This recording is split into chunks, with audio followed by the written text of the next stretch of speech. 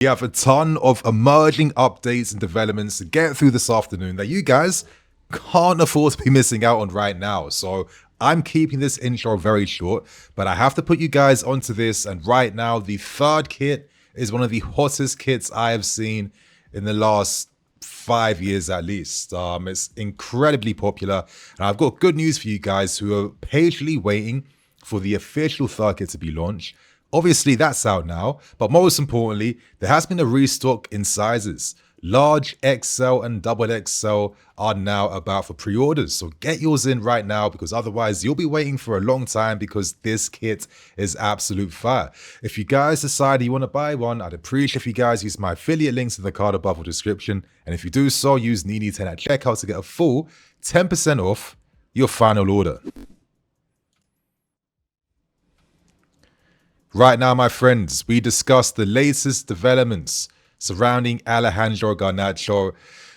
At the moment, Garnacho is the #1 attacking priority we want to get tied down and secured. He is more important than Xavi Simons at the moment. Simons' deal is still tied around the sales of Christo Nkunku and even Nicolas Jackson. But right now, the club believe that there's more pressing concerns in reinforcing the left wing. We need to add an additional figure down there in time for our next Prem game. So Garnacho makes the most sense at this point in time. We have had a £30 million bid rejected by Man United to remain adamant that they want $50 million for his sale. But we have some big updates coming out from The Guardian and many outlets right now. Let's go to The Guardian, and not only did they reveal that Mainu now wants to leave Man United after being sidelined by Ruben Amorim, but they explain further context behind why they remain adamant they want at least 50 million for the sale of Garnacho. They're still quoting Madueke and Elanga as comparative figures to explain why they want more money. As it says here, those players' statistics are inferior to Garnacho's, which is I think that's a pretty cheeky one, to be honest with you. I think that's I don't know what to feel about that. What are these stats in particular? Is it like expected runs inside the box or shots per 90 or whatever? Even though Garnacho has some really reputable stats, you know, in terms of like efficiency behind them and just the consistency of the numbers, they are quite low in certain aspects. So there's no way United feel like that gimmick is going to work with us. We're hoping to up our offer to 35 million plus add-ons, but The Guardian revealed we could even make an offer around 40 million, which also includes add-ons as well. So United could be selling for a fee that, you know, satisfies their demands a lot more. And to be honest, I thought 30 million was way too good to be true, but I was hoping that we could bag Garnacho for under 40 million. I think this guy is worth at least 35 million. To be honest, I think 30 is fair.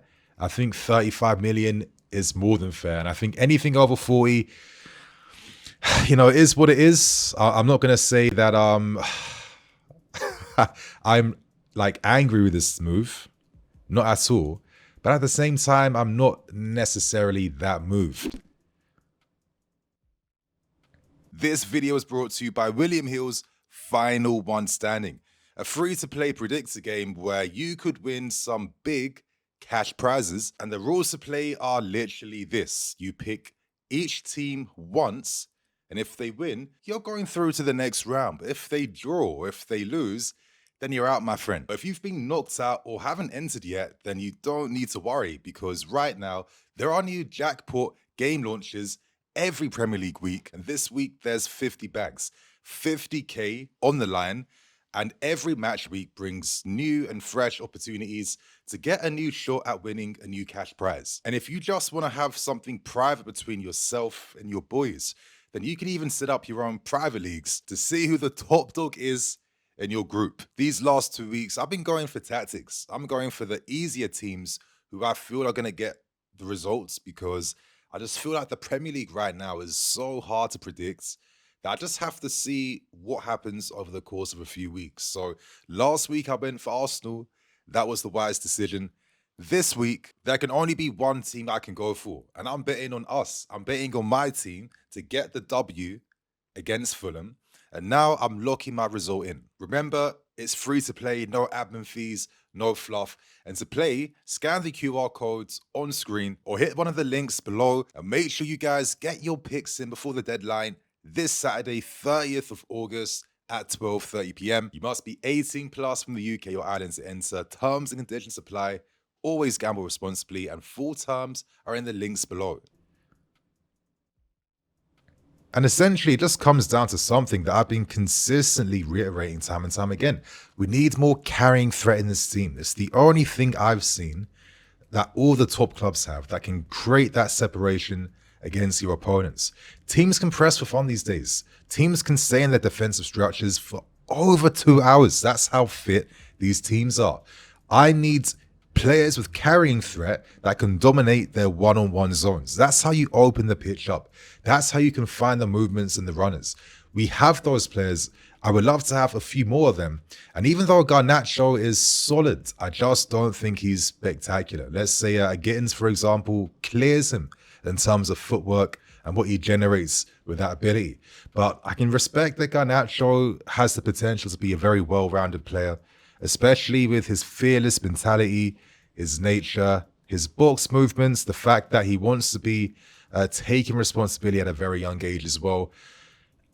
You know, I can understand why the club would be keen on signing him, but personally, I think for that type of money, I don't know, there was other players I would have hoped for, and I remain adamant that my dream was to sign like a genuine, you know, world-class left winger, upgrade style signing for that left side. I think that could have maybe feel a lot more confident about talking about title hopes. But that's the news on Alejandro Garnacho right now, my friends. Share your thoughts and opinions, how you're feeling about things. But right now, we have some updates surrounding Nicolas Jackson. And we've learned that Bayern have reached a verbal agreement with Nicolas Jackson. Now, essentially, over the last 48 hours, there's been big conversations, direct talks surrounding terms, fees, and whether a deal is viable. We've now learned everything's good, and Nico has agreed personal terms with Bayern Munich. I think it's a very interesting move for Nico. But let's actually discuss the reports first before I give my thoughts and opinions on this story. At the moment, Bayern prefer an obligation to buy plus loan deal. And this is something that satisfies our demands and terms. I've been saying time and time again, but with obligation to buy deals, you're able to account for those future fees in your books, because with the obligation to buy, these are like very easily achievable terms which activate the deal and guarantees the money for next season. So there will probably be, in terms of minutes or appearance fees or whatever, but at the moment, of course, yeah, this is the offer that satisfies all parties, and I think for sure satisfies us, because that potentially gives us the possibility to get at least closer to the 60 million that we were hoping to get for Nicolas Jackson. So that makes things fair all round, in my opinion. But we did learn some reports from his agent and former West Ham striker, Ndiomanzi Kamara. Here's what he had to say about the deal. And as he says, listen, Nico scored 30 goals in 2 seasons without a single penalty. Highs, lows, but the page is turning at the Blues. Always grateful for yesterday, but always looking forward to tomorrow with optimism. Germany, Italy, England, the options are numerous. The decision is imminent. Thank you for the support. We see your messages. Nicolas Jackson transfer expected within 48 hours, inshallah. And that was basically it, you guys. So hopefully this deal goes through. It's not the first time that Bayern have reached verbal agreements with our players, Christo and Kunku, in January. But I think the fact that we've given Bayern the flexibility to at least defer a payment to next season, that can make something happen here. Bayern have the money. They had a 60 mil bid rejected for Voltemada. Yeah, they got the money, they got the P. And I think I feel pretty confident we'll get good money for his sale. Now, for Nicolas Jackson, some of you guys might be thinking, Nini, why would Nico want to go to Bayern Munich? Is Harry Kane not playing week in, week out 24/7? Yeah, what chances of minutes and game time is he going to get realistically? Now, I definitely respect that opinion. I could be cynical and be like, well, it's not our problem if he's going to be leaving on a permanent deal. But I think from Bayern's perspective, they understand that Harry Kane can't be risked to play week in, week out, full 90s for another season.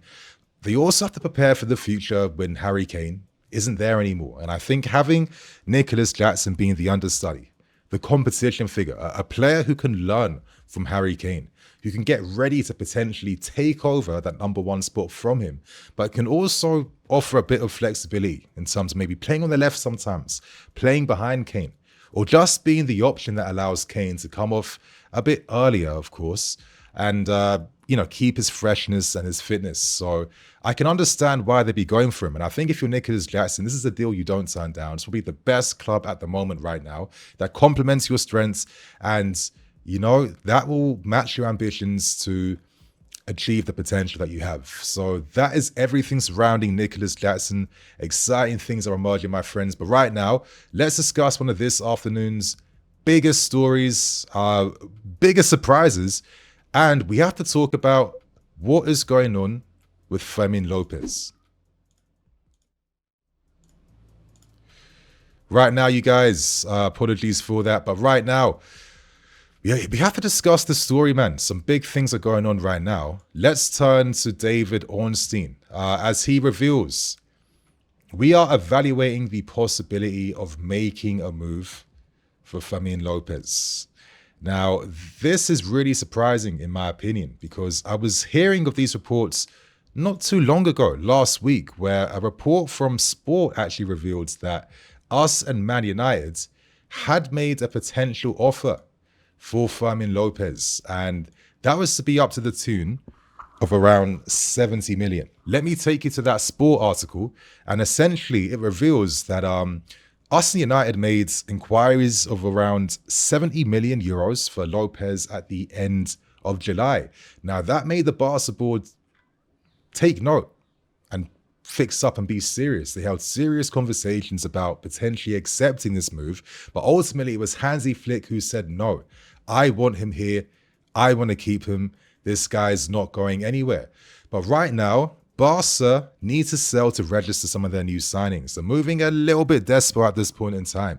And other La Masia grads like Hector Forte, Casado, they are being seen as options that could be sold. But ultimately, if they receive big money for Fermin Lopez, that could single-handedly solve every issue they're facing in terms of registering players this summer. So right now, the ball's in our court. Are we going to decide to make a move for him or not? Big conversations here. But for Barca, you've got Dani Olmo, you've got Xavi, who's returned back, you've got Bernal, who'll be about for this season. Technically, you could afford to survive without Fermin Lopez, even though this guy is a cult figure with Barcelona fans who would be devastated to see him go. But let's go back to the article that came out from David Ornstein. And as he reveals at the moment, we are evaluating making a deal for Lopez, whose deal expires in 2029. Now, he got 8 goals and 10 assists for Barca last season. And most importantly, he is someone that can play as an attacking mid. Now, I've seen so many soft reports around Lopez for the last year and a half, to be honest with you. So maybe when I make these videos now, when I see reports like this, I'm not going to just dismiss them. I'm going to discuss them more, because a lot of times they surprise me when they become a more concrete, serious thing. Going to the Spanish reports though, well, they seem to be a bit more concrete with the news they're offering, as they seem to suggest that we have submitted a 50 million offer for the Barcelona player. 50 million is around 42, 43 mil pounds, and it's a lot less than the original 70 million that was once quoted, but we're evaluating whether to make that move for him. Now, technically, he is a lot cheaper compared to Xavi Simons by a lot of money. And with the reliance on Nkunku's sale needed to fund that type of move, are we potentially looking at alternatives now to Xavi Simons? Maybe you have to. If we're unable to get the deal struck, we can't have a weaker squad because of that. Chelsea always have a plan B and even a plan C. And I think Fermin Lopez is a very interesting player. I got some thoughts and opinions to discuss on him. And I think right now, let's have this analytical conversation about him, because I'm sure you guys want to understand how he plays and who this guy is. Now, Fermin Lopez, if I was to give you guys like a very like lazy comparison, I've always seen him as like the Mason Mount of La Masia, the Mason Mount of Barcelona. This guy is a good all-round type of player who's very direct, can cover a lot of roles tactically on the field, especially in the more 10 positions and the left wing side. His work rate is phenomenal. He's a relentless presser. He closes his man down. He's one of those guys who puts in an extra shift just to make sure that he is harrying his opponents and making things as difficult as possible. He's also a bit of a game changer. Very strong shooting from either foot. He loves to attack the spaces. He loves to make runs in behind. His movements are really good, and I think his pace is deceptively fast. Like, this guy can cover ground very quickly and get on the end of attacks. And I think if you're Hansi Flick, I can see why he really likes him and loves his profile in his squad, because he had that profile once upon a time in Thomas Müller, who played the Raudermieter role. And in his all-out attack, superb fluid football, having players with strong movements like this, it really boosts the quality of your squad. And I think you would see the difference Fermin would make as that super sub, who can kind of like change the pace of a game, who offers more of a direct style and threat in behind and on the ball. But at the same time, though, in terms of his problem solving against low blocks, he's not really the guy that's going to play the final pass like that time and time again. Some Barca fans at times have maybe questioned his use of possession, but they also respect the fact that he offers something completely different. They love his energy. They love the fact that he plays for the badge, that he's a La Masia boy, and that he offers this injection of energy, and they appreciate that profile. And I think every top club needs to have at least one of these guys in their squad, right? And when you mix that in with the killer instincts, with his finishing and his movements, this is a player that surprised a lot of Barca fans when he first got emerged in the first team. People didn't have high hopes at first, but he made a lot of people think quite differently. And he's regularly got at least minimum of 15 goals and assists the last 2 seasons. So what is my thoughts on Lopez? Surely it makes sense to go for this guy over Xavi Simons, right? He's a lot cheaper, he can play in a lot of roles and he suits what we need. For me, my only slight concern goes back to what I keep saying, man. I just feel like I want to add more carrying ability and threat in this team. He's not necessarily the guy that's going to take on 2-3 guys and move you up the field. He is not that type of player. I stress the Mount attacking mid comparisons for a reason, because I just see a lot of similarities in terms of what they're offering in terms of output in their teams. And I just kind of feel like, you'll get effectiveness from him, but ideally, if you want to get the best out of a Lopez, having the guy that's going to carry the ball, beat his man, is going to create the space for Lopez to take advantage of. That's the type of synergy, right, that benefits the entire team. Lopez has the box threats. He can make his late arrivals. It will be good, but then he'll be in direct competition with your Enzo Fernandez's, your Andre Santos's, etc., etc. I don't know. I think he's a good player. He's just not the profile I need right now. I think we already have 2 of these guys already. I think you want to add something a bit different in the squad. You want to add that carrying threat. And I think that's one thing that Xavi Simons has in absolute abundance, is that ability to change a game with his quick feet, drop of a shoulder, or ability to skid a man. We need to add more of this in our team. So that's everything on Fermin Lopez. Share your thoughts and opinions, my friends. But right now, we end things by talking about the latest news surrounding exits at this point in time. Right now, my friends, we have some interesting developments surrounding Tyrique George, with AS Roma now really doing everything they can to try and get this deal over the line. They failed in their efforts to try and entice Sancho, who doesn't want to take a wage cut. Right now, Roma and us are in direct talks with Tyrique George since Tuesday. We favor a permanent move with a heavy sell-on clause, and Tyrique, of course, is very open to making a permanent move away. Roma, plus unannounced Prem clubs and other European clubs in Germany like RB Leipzig, are still expressing an interest in the talented attacking mid. And you know what? Just to bring up the comparison, if you are unable to sign Xavi Simons, is it necessarily the end of the world to maybe keep Tyrique George, who is in that same family of player of like your Lopez's, your Simons, who can do that job, who can do that role? I don't know, it's interesting why the clubs sometimes see more value in these guys in terms of investment tools and actual players that contribute. I mean, he had an interesting debut season last year where he won Young Player of the Year. If you're unable to strike a deal for Simons because Nkunku can't bounce in time, is it the end of the world to at least keep a Tyrique George until January at least? Because on paper, he does suit what we need. And I'm never going to forget his moment that came with the equaliser against Fulham, because without that moment, you guys, things are looking very grim. And I guarantee the future and the timeline ain't quite aligning as it is right now. But they're my thoughts and opinions. Let us know. Of course, chukwuemeka has officially departed to Borussia Dortmund. He's set to sign a 5+ 1 year deal. The final fee is around £24 million plus add-ons and a sell-on clause. And ultimately, allowing Ansel Mina to make that move to Dortmund also helped in terms of getting this deal wrapped up and over the line. So good luck to chukwuemeka. You know, another player who kind of suffered in this environment, is very ruthless at times, is very much survival of the fittest. What ends, I don't know, sometimes it's still a conversation I don't have concrete answers on, you know? I just think about this guy and I always just think about the fact that injuries are the thing that slowed him down. And we didn't really have any patience to see what he was going to be like after those injuries. Again, on paper, he could have been an interesting player that suits what Maresca wants, you know, that 8/10 who can carry, who has goal threat and has potential. And he's been moved on at 21 years old after not really having much of a chance. I mean, you know, we can't be a bit ruthless when you're expecting so much perfection from guys who haven't even finished mastering their game and won't be mastering their game until they're at least 25 and co. So good luck to chukwuemeka.